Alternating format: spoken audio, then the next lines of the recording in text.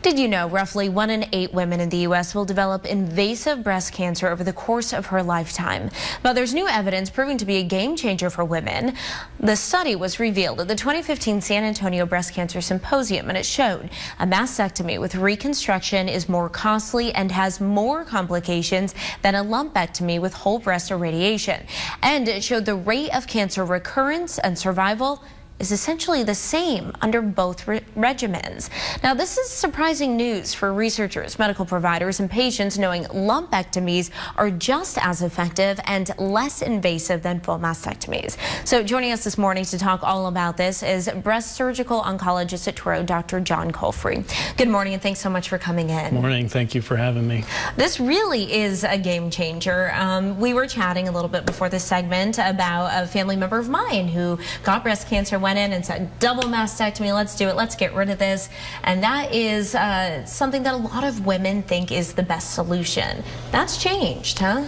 It's very prevalent. You know, we see lots of patients that come in and the fear associated with breast cancer sort of takes over. And they come into my clinic and they say, I'm scared, I want them both off.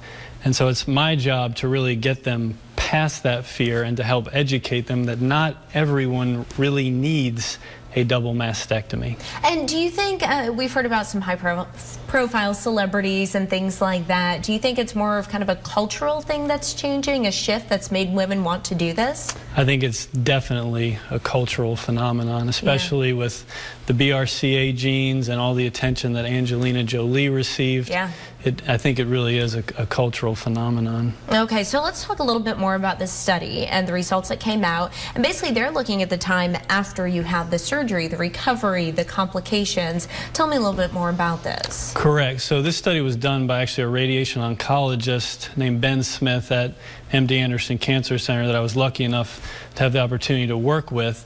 And so he analyzed a couple of databases, a couple of population databases in the United States, looking at basically how many mastectomies are being done in the country, what's the trend, and then looking at complication rates from this and the cost associated with the complication rates. And the cost, the complications much higher. Right. Complications from a lumpectomy with radiation versus complications from a mastectomy with full reconstruction is almost tenfold. It was $1,300 for a complication from lumpectomy with radiation versus over $10,000 if you have a complication from a mastectomy with reconstruction.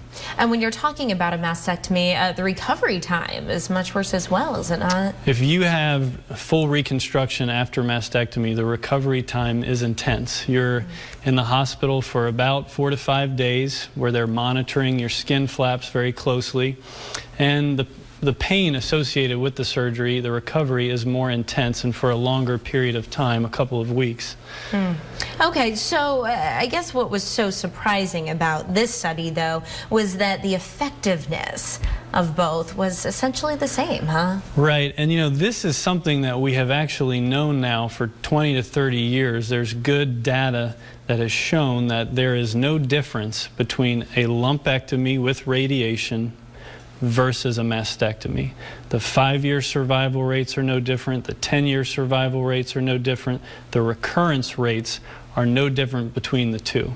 It's like comparing apples to apples. So again, it's important for me to make sure we educate people to know this and to know that they're really, that both results are equivalent. So surprising for the general public, maybe not as much for medical professionals. Correct. Correct. Okay, so let's talk a little bit about breast cancer. Who gets breast cancer? You threw out a couple of those genes that we've heard about, but it's not all based on whether or not your mom or your grandma had breast cancer. It's not, and honestly, you know, inherited breast cancer is only about 10% of all breast cancers. Which is so surprising. They always ask about family history. You always assume if it runs in your family, you have such a higher risk. Very surprising. And honestly, so 90% of it is really due to environmental factors that we don't even really understand that much about. It may be due to lifetime estrogen exposure.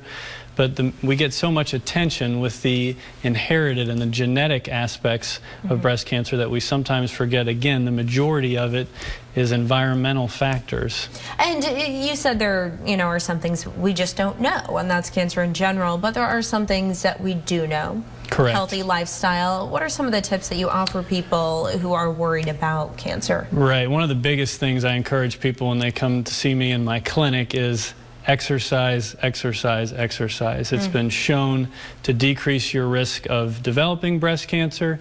It's been shown if you have a breast cancer, your likelihood of developing another one is decreased with exercise. So again, we can't stress that enough. Healthy eating, also very important, good nutrition. Alcohol in moderation, no smoking.